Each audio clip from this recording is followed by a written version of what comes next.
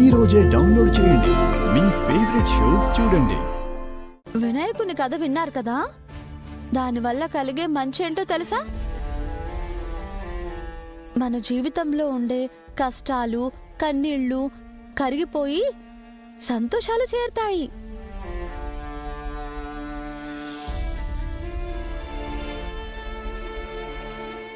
నీకు చాలా విషయాలు తెలుసు బాను. అవును, నాకు డౌట్. దేవుళ్ళకి అన్నీ తెలుసంటారు కదా, కానీ వాళ్ళ మధ్య కూడా ఈ మిస్అండర్స్టాండింగ్స్, గొడవలు, అలకలు ఇవన్నీ ఎందుకు వస్తాయి అసలు? You are right. శివుడు వినాయకుడి తలని తీసేశాడని తెలిసినప్పుడు నాకు కూడా ఇదే డౌట్ వచ్చింది. చిన్నప్పుడు ఆ కథ విన్నప్పుడు నేను కూడా ఇలాగే అడిగాను. అప్పుడు పంతులు గారు ఏం చెప్పారో తెలుసా? మన మనుషులకి కలిగే సమస్యలని ఎలా ఎదుర్కోవాలో చెప్పడానికే ఆ లీలల ద్వారా సందేశించారంట. ఇప్పుడు వినాయకుడి కథ ద్వారా మనమేం తెలుసుకోవాలి? తెలుసుకోవలసింది చాలానే ఉంది.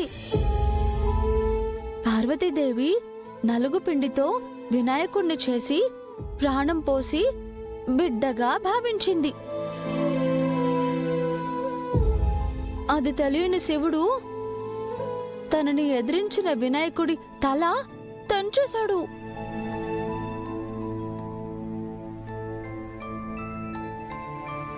అప్పుడు పార్వతీదేవి బాధతో ఇది మీకు న్యాయమేనా అని శివుడిని నిలదీసిందే తప్ప కడుపు కోత మిగిల్చావు అని నిందించలేదు.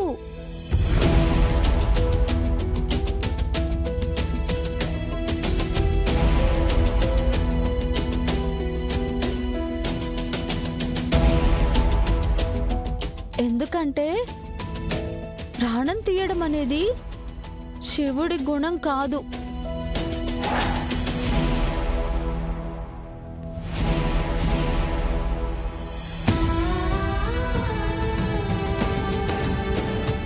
అది ఆవేశంలో జరిగింది అని పార్వతీదేవి గొప్ప మనసుతో ఆలోచించి అర్థం చేసుకుంది.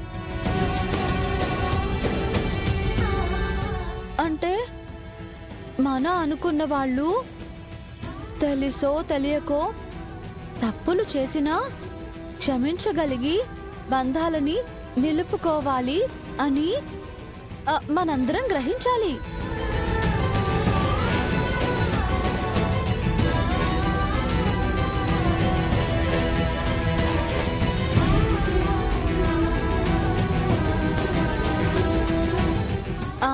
శివయ్య కూడా లోకాలంతా కొడుకుని చంపిన తండ్రి అని నిందిస్తుంటే మౌనంగా భరిస్తూ అక్కడే ఆగిపోలేదు.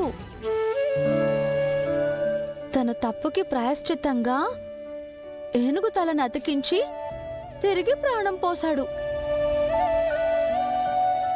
అంటే ఒక బాధ నుండి బయటికొస్తేనే దాన్ని తీర్చగల పరిష్కారం కనిపిస్తుందని చెప్పకనే చెప్పాడు.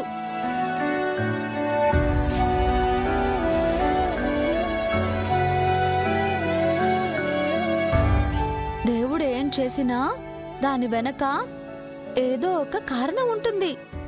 అది మనకి తాత్కాలికంగా బాధ కలిగించినా ఏదో నాటికి మంచే జరుగుతుంది.